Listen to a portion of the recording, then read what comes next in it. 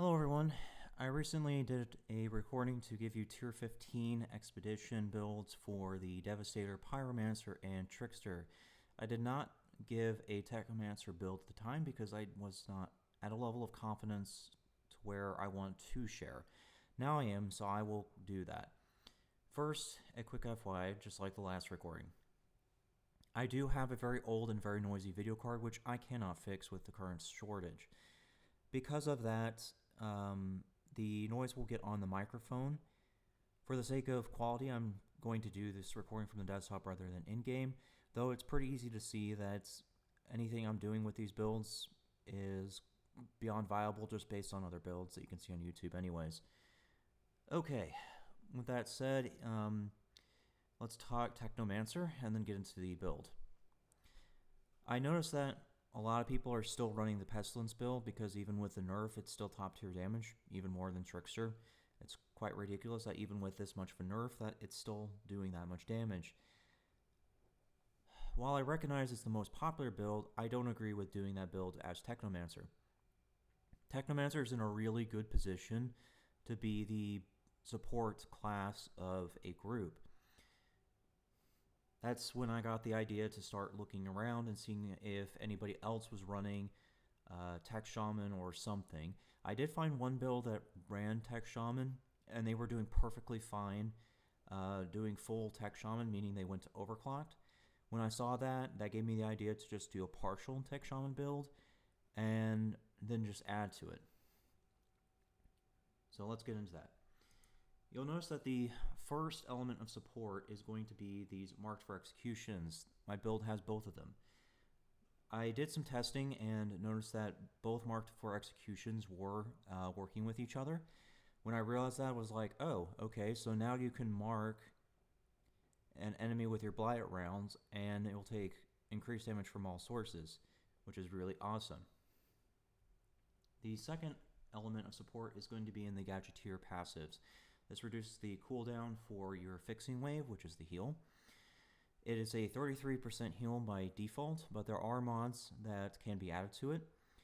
There's one that gives you a 5% health regen when it's been casted, so it adds a heal over time element to the flat heal, which is really awesome. The reason I only did a partial Tech Shaman build with this is because I recognized in groups that a lot of the times that somebody gets into trouble, they don't need a full-blown healer. They just need a quick pick-me-up to get them out of that situation so they can recover on their own.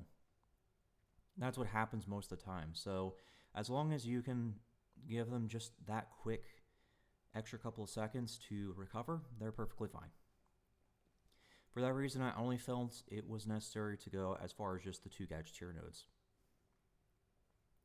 Knowing that the full-blown Tech Shaman was doing just fine on DPS, I decided to add to it because I was kind of like, well, even though it can do it, it's not as fast as a Pestilence build, and you do kind of need to be a little bit quick with expeditions. So that's when I went upwards and into Assault Master and all this. The nerf made it so this passive is 5%, this website's off, and this passive over here is 15%. I decided that nitrogen capsules would be better than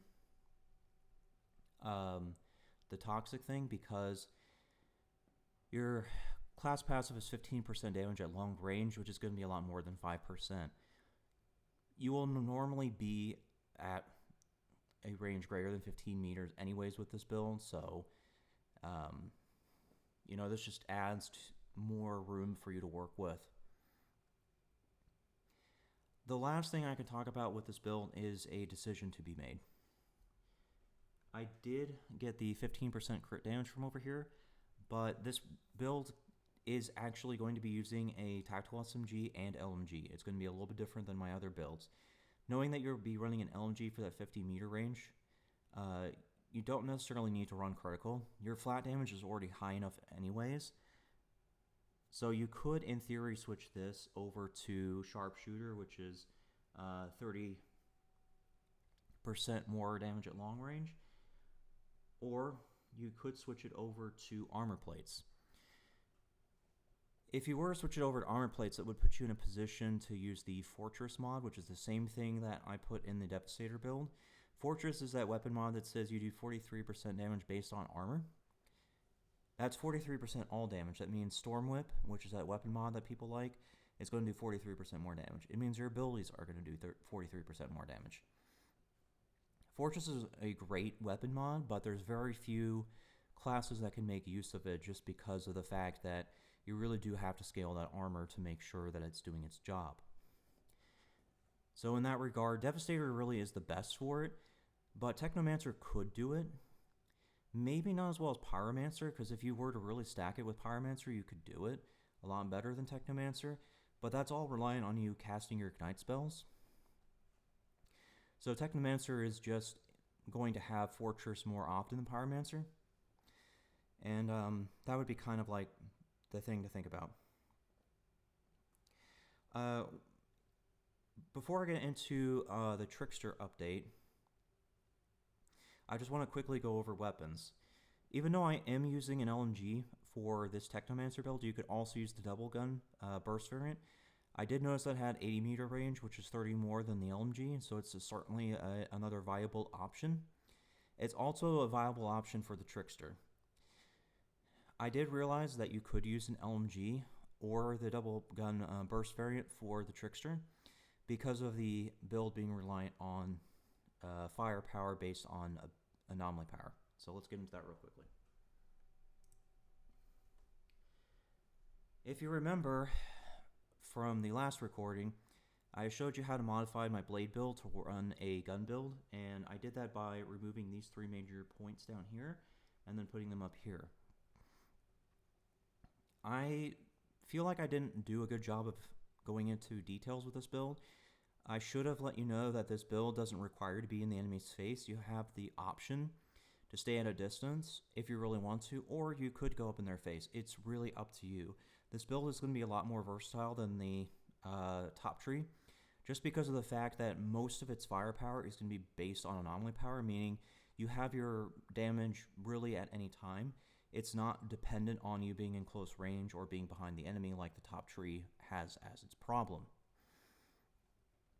So it really does give you the option to do quite a bit. That's why I was saying you could run the LMG or a double gun. Although for the sake of the testing purposes, I ran it with a tactical SMG and AR.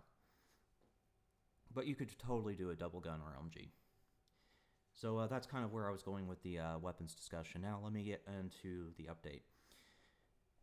So I got around to thinking, and I realized that I don't have to run Hunt the Prey. I could run Borrowed Time because it's going to give me shields as well, and it's going to give me more shields than Hunt the Prey will. On top of that, I can actually use that at a distance. So if I don't feel like jumping into a horde because it could get me killed, then I can run Borrowed Time and just throw it down, pop out for just a second, kill a few enemies, and then just retreat. There is a mod for increased firepower with Borrowed Time, which would give me the extra firepower at the range. So I could certainly pick off enemies that way and then go in. That's another way to kind of handle this, and I didn't think about that when I was doing the build. So that's one update. I am starting to see that Borrowed Time is a little bit better than Hunt the Prey for different situations. And honestly might even be better than Hunt the Prey. Another update too that I've kind of made is I recognized that the equilibrium node up here, it only shaves off a little over a second to Hunt the Prey and Borrowed Time. 1 second is life-saving, especially when you start stacking with the other abilities, because if you start stacking with the other mods, then you could certainly get that cooldown pretty low, because there is a 22% cooldown reduction mod for Borrowed Time. So if you stack that with that, you can certainly shave off a lot of seconds, which would give you more time to use it per map, but it's not a requirement, I guess. I did realize that you could run the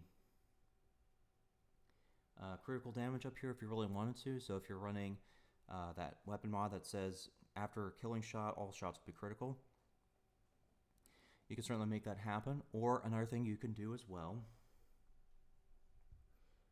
is you can run more health if you want to, because I do have a connection here to the 10% health, which would reduce the amount of times that you'll get bursted down by enemies. That would certainly be another way to help the build. So you can really do it any number of ways. It really depends on you. My builds are very flexible in that regard, so it's up to you how you want to handle it. But that's the only update I really have for this build. I just noticed that there was a thing you could do with the weapons and change in the skills. But other than that, that's really all there is to the build. Before I end the recording, I just want to talk about why I think the bottom tree build is better than the top tree build. As I mentioned, most of your ability power or anomaly power is being fueled into firepower. So that does give you more flexibility in terms of which mods you can use, and also, how you handle the situations. There's mods like Crit Stack, which do both firepower and anomaly power. There's also Stand Tall, which is the exact same thing. So there are different ways that you can fuel your firepower, and this build certainly gives you the ability to do that. Sure, it's not going to be as much of a conversion rate as, say, raw firepower, right?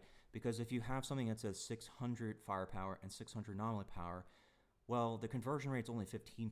So mathematically, the 600 firepower will always be better than the 600 anomaly power for this particular build, because you're running guns and not the blade build. So there's that to consider. But if you do happen to find mods like Crit Stack or Stand Tall, it's still a small conversion to firepower, no matter how you slice it. So that is pretty awesome. Another awesome thing is just how much this build is not reliant on circumstance. Because if you look at the top tree, a good portion of this tree is going to be close range damage, or being behind the enemy, elites, and things like that. So your damage can be all tied up into either being behind the enemy or close to them, which does make it so you have to be up close or behind the enemy, which would require Hunt the Prey more than likely, or at the very least you would need the slow trap. There's a couple ways that you could get behind the enemy and trigger it, but that's just kind of that's just a headache, honestly. So what I'm coming to is like, yeah, sure, you could do a lot of damage to the top tree, but honestly, really any build only needs like 40% weapon damage with the proper equipment to run tier 15. That's it. That's all you need. 40% weapon damage from your passives and the proper equipment, and you're done. So you're pulling just that with the bottom tree because of how much this is being converted to firepower. Anyways, that's all I have. Thanks for listening.